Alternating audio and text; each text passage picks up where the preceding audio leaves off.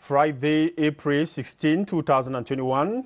Good afternoon, ladies and gentlemen. It's a pleasure having you on the 3 p.m. bilingual newscast on CRTV News. Good afternoon, Laurence. Good afternoon. You have the headlines.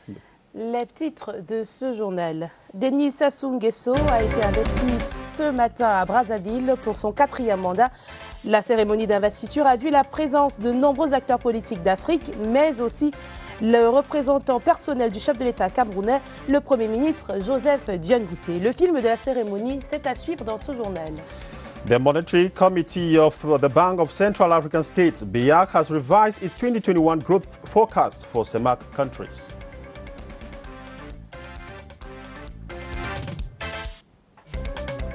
La CRTV et la FECAFOOT font équipe pour rehausser l'image du football local. Une signature de contrat d'image entre les deux institutions s'est tenue ce jour au siège de la Fédération camerounaise de football. Les détails, c'est dans ce journal.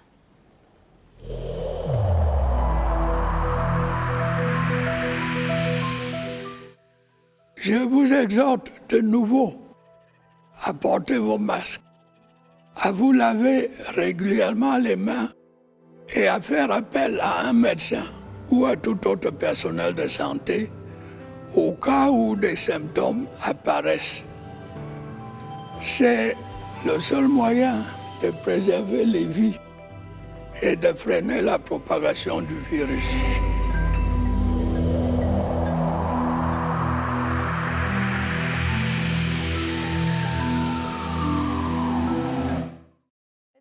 Merci de faire confiance à CRTV News pour vous informer. Clarence, vous avez la première partie du journal. Tout à fait, Laurence. As you earlier heard in one of our headlines, it is a special day in the Republic of Congo as President-elect Denis Sassou Nguesso is being sworn in for his 4th successive mandate. PM Joseph Dione Ngouté is personally representing President Paul Biya at today's inauguration, that's in Brazzaville, Congo. Let's now get this story, that is the PM's arrival yesterday in Brazzaville ahead of today's ceremony with our special envoy, Christian Chiata. Let's follow. It was under cloudy skies and strong winds sweeping across the Maya Maya International Airport that the special Cameco flight carrying Prime Minister Joseph Dione Ngouté landed in the Congolese capital Brazzaville a little after 4 p.m. Prime Minister Joseph Dione Ngouté was received at the VIP section of the airport by the Congolese Minister of External Relations, Jean-Claude Nkangoso, in the presence of Cameroon's ambassador to Congo, Lazare Mpuel Mbala. A brief exchange followed between Prime Minister Joseph Dione Ngouté and the Congolese Minister of External Relations before the Prime Minister left for his hotel. Outside the airport, a group of Cameroonians resident in Congo celebrated the arrival of the personal representative of the head of state to Brazzaville, Congo. Prime Minister Joseph Dione Ngouté is in Congo as personal representative of President Paul Biya at the swearing-in ceremony of Congolese President-elect Denis Sassou Nguesso, scheduled for 11 a.m. Friday at the Libreville Conference Center. The event is expected to pull high-caliber guests from Africa and beyond. Christian Chiatam reporting there.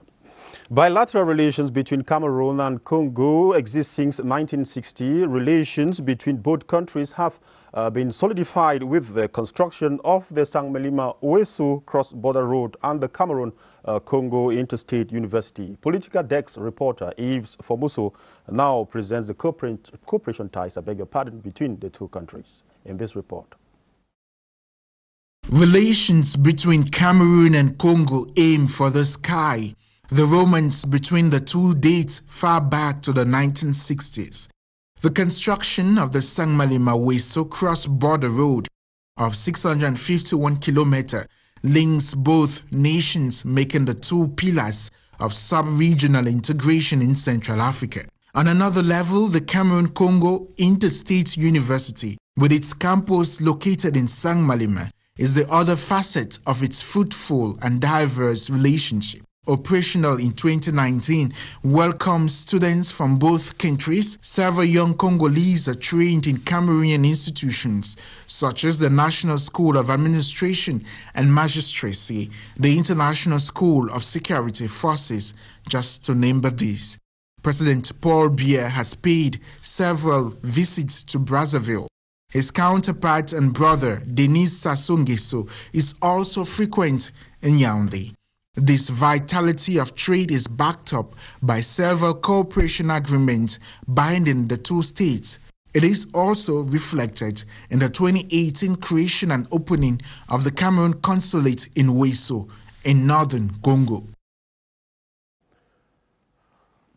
3,000 of the 5,000 Nigerian refugees have voluntarily left the Minawao refugee camp to their native Borno state, that is in Nigeria, supervising the departure of the 6th contingent. That's Far North Governor Mijiyawa Bakari encouraged them to uphold the positive standards they have acquired during their 7 years stay in Cameroon. Rita Makan reports that the returnees also received special relief package from President Paul Biya.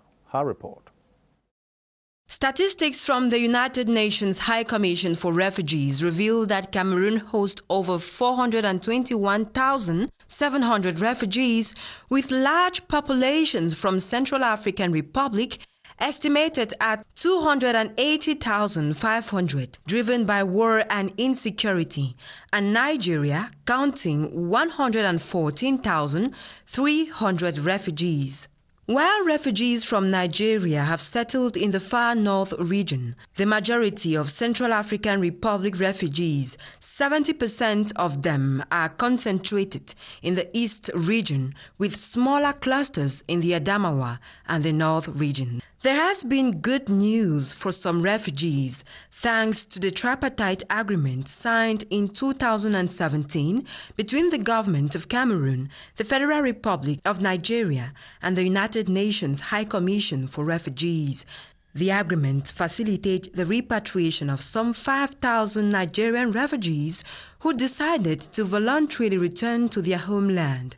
As of date, over 3,000 refugees have arrived Borno State in Nigeria and were bid farewell at their departure at the Minawao camp by the Minister of Territorial Administration, Paul Atanganji, and administrative authorities in the far north region, who each time did not miss to hand over to them relief packages and humanitarian assistance from the head of state, Paul Biya.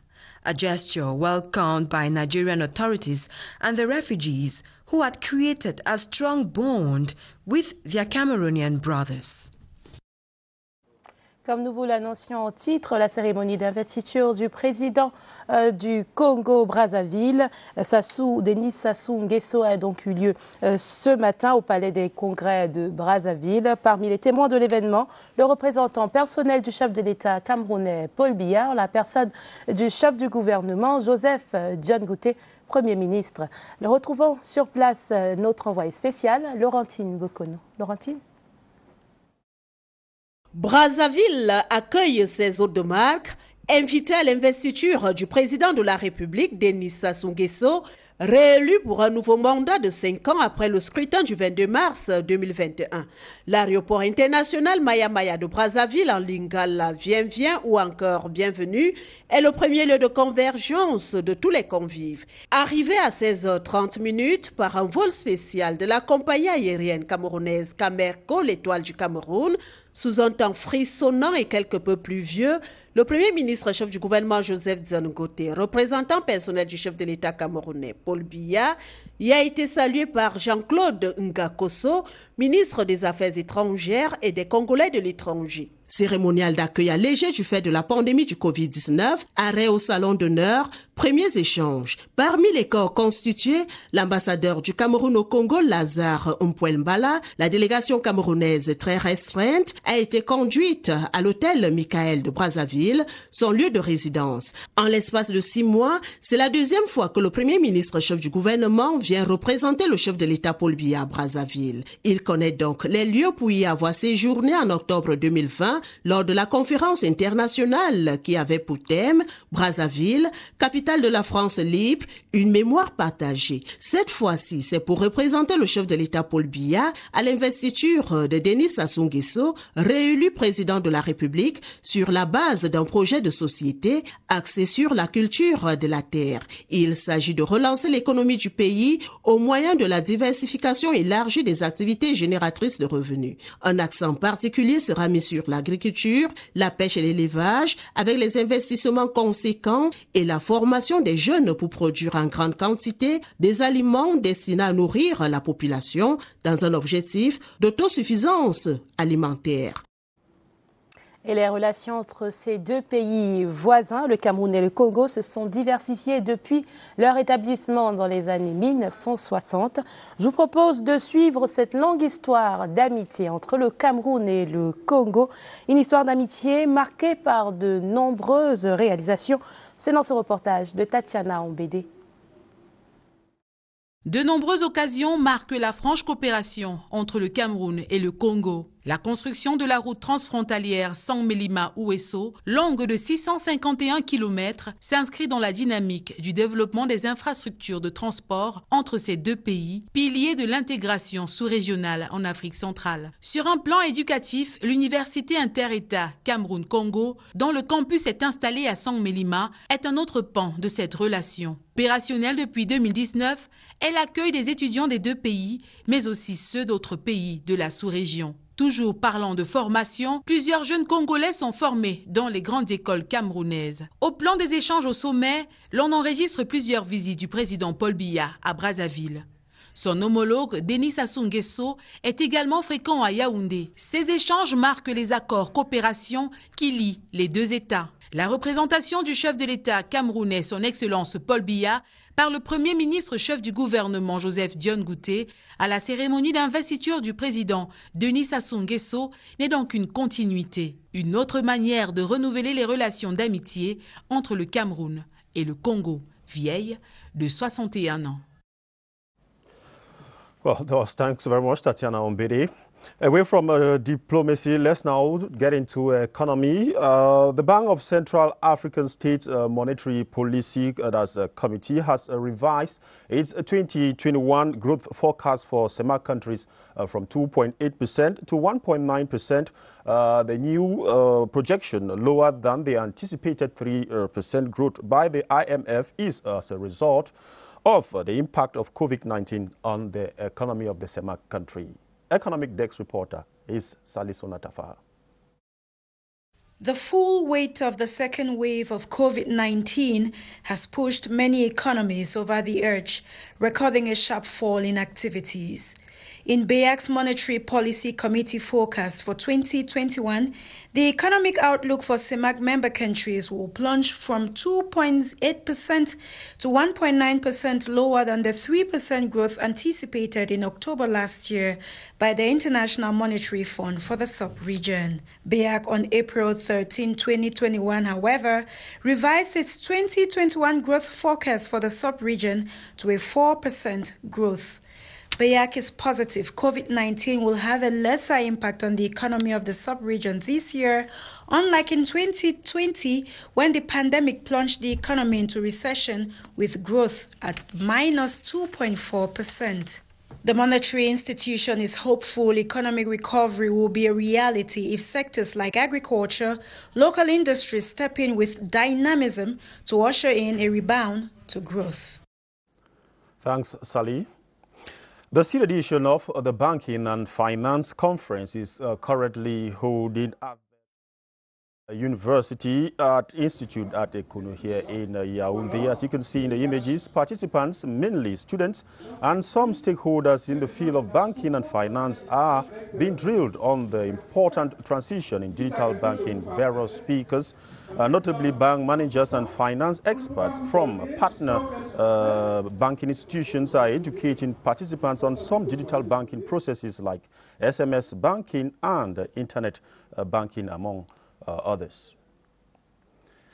We are taking you over now to Douala, capital of the Littoral region. Some youths in the Douala, that is in Douala, have been trained on diverse skills in digital technology, especially in the ICT domain. The training initiated by the founder of the Digital Training Center in Douala, Chantal Gobeyom, intends to recruit or rather reduce unemployment among youths. Lieris Nane Eporte has the details from Douala. According to studies from the International Finance Corporation, IFC, there are 230 million potential jobs to be created for those in the ICT domain in the sub-Saharan Africa by 2030. Plus, the will to reduce the level of unemployment among youths in the country are the driving force of Chantal Ngobeyu, founder of the Digital Training Center in Douala known as Inch Class, in partnership with other organizations to help youths to perfect their skills in the world of technology. Very young Cameroonians between 20 to 30 years old are jobless. And we regarding the future of the world, we think that digital training, it's a main thing that you can receive. We don't have any fees for the moment. We are free of charge. We just select the students from different backgrounds and from social networks. While presiding at the official opening of the center, Mr. Kenye Simplice Eve, representing the governor of the Littoral, applauded the humanitarian gesture, which he says will go a long way in perfecting the theory given to most of the youths who just left from university. The free training, to last for 6 to 9 months, will see the training of candidates in fields like data management, web development, computer programming, among others. Si vous nous rejoignez à l'instant, vous suivez le 15h sur CRTV News. Merci d'être avec nous. Allons dans le littoral pour continuer ce journal. Dans un contexte de numérisation et de lutte contre le chômage, la ville de Douala vient d'être dotée d'un nouveau centre de formation professionnelle au métier du numérique. La cérémonie d'inauguration s'est déroulée hier jeudi en présence du représentant du gouverneur de la région du littoral. Les détails avec Olivera Maouvé Ngwete. Selon une étude faite par la SFI, 230 millions d'emplois seront créés par la compétence digitale en Afrique subsaharienne d'ici 2030. C'est dans cette nécessité d'adaptation aux nouveaux métiers que Inch Class, centre de formation aux métiers numériques, a ouvert ses portes à Douala. C'est un centre inclusif qui forme aux métiers du numérique, qui sont les métiers de l'avenir. Par sa composition, les personnes que nous formons sont des personnes éloignées de l'emploi. Nous ne recrutons que parmi cette population, les jeunes à la recherche d'emploi ou alors les jeunes éloignés par les handicaps. Répondant aux critères de sélection d'âge en dessous de 30 ans et beaucoup de motivation, la première vague de 20 apprenants va bénéficier de formations gratuites sur une durée de 7 mois. Une initiative appréciée par les autorités. Je sens déjà de l'arrivée sur la place publique de ce centre de formation professionnelle Inch Class qui vient enrichir le paysage des autres centres de formation de la République, à la seule différence que ce centre de formation est un centre de formation qui est projeté dans l'avenir en raison des spécificités qui sont les siennes. Ces formations inclusives au métier du numérique ont pour objectif une bonne insertion en entreprise ou encore l'auto-emploi des jeunes. Rendons-nous à présent dans la région du centre, dans la commune d'Esseux, c'est dans le département de la Meufou et à Famba. Le conseil communal a siégé pour faire le point des avancées et des travaux de la commune et des dépenses pour les réalisations des projets. Richard Atangana Obama à Esseux.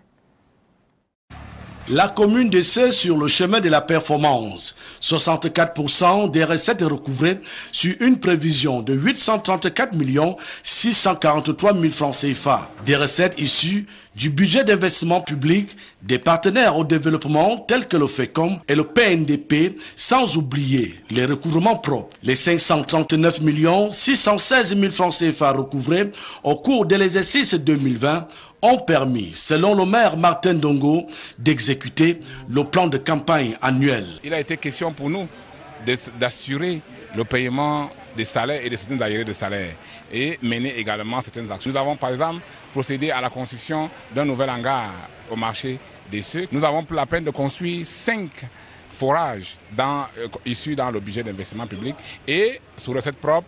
Nous avons non seulement acquis le mobilier du bureau, nous avons lancé des activités économiques, nous avons contribué systématiquement à la lutte contre la propagation du coronavirus. En examinant le compte administratif, les conseils municipaux se sont réjouis de l'exécution en toute son entièreté du BIP 2020 par l'exécutif municipal. La même performance, selon l'organe délibérant, a été observée dans les recouvrements des recettes propres malgré la restriction fiscale imposée par le Covid-19. Des efforts encouragés par l'autorité administrative qui a recommandé au maire et à son équipe d'œuvrer davantage pour l'amélioration des conditions de vie des populations des CEU.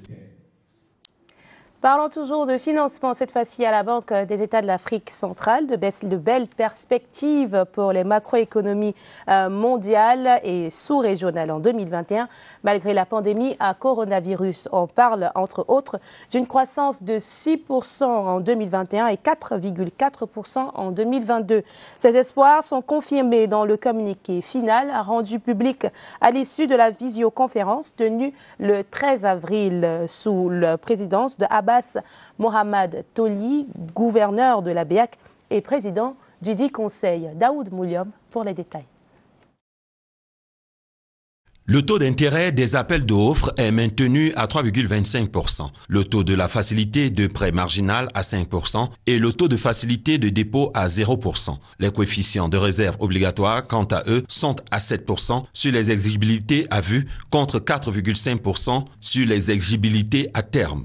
Ce sont là des décisions prises par le comité de politique monétaire de la Banque des États de l'Afrique centrale, réuni par visioconférence ce 13 avril. À l'occasion, le comité a également fait le point sur les perspectives macroéconomiques mondiales et sous-régionales. Il en ressort qu'au plan international, les perspectives de croissance restent positives à court et moyen terme. L'espoir d'une résorption de la pandémie du Covid-19 demeure. L'économie mondiale devrait connaître une croissance de 6% en 2021 et 4,4% en 2022 contre moins 3,3% en 2020. Au niveau sous-régional, et malgré les nouvelles vagues d'infection au Covid-19, la reprise économique amorcée au dernier trimestre 2020 se consolide en 2021. Le dynamisme de l'agriculture, des industries, des bâtiments et travaux publics, des services marchands et la reprise des investissements en sont les principaux facteurs. Ils sont favorisés par les réformes structurelles engagées par les États. Pour 2021, le taux de croissance du PIB réel est envisagé à 1,9% contre moins 2,1% en 2020. La hausse des tensions inflationnistes se prévoit à 2,7% contre 2,4% l'année dernière. La réduction du déficit budgétaire est perçue à 0,4% du PIB contre moins 2,9% en 2020. Le déficit extérieur courant est probable pour 4,1% du PIB contre 5,4% en 2020. Il est également envisagé une légère hausse du taux de couverture extérieure de la monnaie qui pourrait donc atteindre 65% contre 64% en 2020. We are on to the 3 p.m. bilingual newscast on CRTV News. Over in the South region, sophisticated makeshift tents have been stationed at the disposal of different control units like gendarmerie, police, customs and others at the border locality of Kiosi and Obaminko. That is in the South region. The tents aim at improving the task of the control units were handed over by the representative of the Minister of Defense, General Simon Esok Mvondo. Derish Alengwi has details from the South. No more wooden huts, no more plastic tents. The awful experience is usually lived by officers of the police, gendarmerie, customs and phytosanitary workers as well as the population and business persons at the border localities of Kiosi and Abaminko due to its inconveniences and now history. Brigadier General Simon Ezo-Mvondo, commander of the 1st Joint Military Region, representative of the Minister Delegate at the Presidency in charge of defense, handed over the structure amidst calls for the services concerned to make good use in order to attain the purpose for which it meant. Si on a construit ces structures, these tents are aimed at improving your working environment. With these facilities in place, we are going to demand more from you. In other words, You're here to ensure the safety of the population, and you have to do it now more than before. To achieve that, you must work in close collaboration with the population. Vous devez travailler la main dans la main. The senior divisional officer of the Ntem Valley, Buba Haman, has appreciated the initiative, saying it is timely. With the advent of these facilities, we think that the personnel in serenity and professionalism, as required, will carry out their duties. Les missions qui sont les leurs. The makeshift tent, which spans on a 200-meter square surface area, will bring together the different control units, hence facilitate the movement of persons and goods along the Cameroon, Equatorial Guinea and Gabon corridors. Culture in this newscast, the process towards the publication of the Encyclopedia of the History of Cameroon has been advancing, with members of the scientific committee in charge deliberating on the methodology to be used. Chaired by Arts and Culture Minister Bidum Pat, the members say once published, Cameroonians can have all the information of their country's history in one place. Victor Siga explains more. The encyclopedia will be titled The General History of Cameroon. It will consist in publishing a reference book that retraces the history of Cameroon while highlighting the aspects of consolidated national unity. Cameroon is one of the rare countries without a comprehensive history of the country. Be it at this primary school level, universities, the teaching of Cameroon history has been very, very minimal. The panel of experts and writers are out to discuss its methodology, amongst other issues. In the historic document, they are expected to enhance the image of Cameroon, publish and disseminate the history of Cameroon in both official languages, and highlight the role of actors in nation building. We will sit collectively and work on the way forward. The overall goal is to provide Cameroonians with a current state of knowledge of the country, with a faithful reflection of its realities. Nous vous l'annoncions en titre, en sport, football, la CRTV et la FECAFOOT font équipe ensemble pour rehausser l'image du football local. Une signature de contrat entre ces deux institutions s'est tenue ce jour au siège de la Fédération camerounaise de football en présence du président du conseil d'administration de la CRTV, René-Emmanuel Sadi. Le compte-rendu de Merlin Kamla. C'est une nouvelle ère pour le football local à la télévision nationale. Par cette signature de contrat et échange de parapheurs, la FECAFOOT cède à la CRTV les droits exclusifs audiovisuels de retransmission des matchs d'Elite One et 2, la Guinness Super League et la Coupe du Cameroun. C'est un moment historique, puisque ce partenariat va permettre que la CRTV puisse aussi donner à voir régulièrement les matchs qui se jouent au Cameroun. Du côté de la FECAFOOT, nous produisons des spectacles et nous savons que la CRTV a besoin de contenu pour pouvoir meubler ses programmes. Pour le directeur général de la CRTV, l'entreprise qu'il dirige a les meilleurs équipements pour honorer sa part de marché et ramener le spectacle sur le petit écran, à l'heure où la pandémie du Covid-19 a expulsé le public des gradins. Ce que nous faisons aujourd'hui n'est que le départ d'une aventure qui fera le football camerounais inscrire ces belles pages. Il en a inscrit d'autres par le passé. Nous comptons participer à la rédaction de ces nouvelles pages. Comme en 2005, le partenariat est scellé pour écrire les belles pages du football camerounais.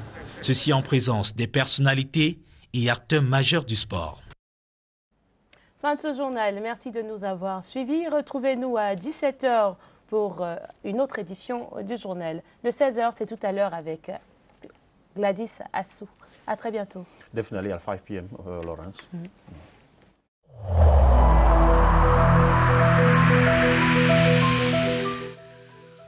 Malgré nos efforts, despite our efforts, COVID-19 plunged many families into mourning and seriously hampered the functioning of our economy and society.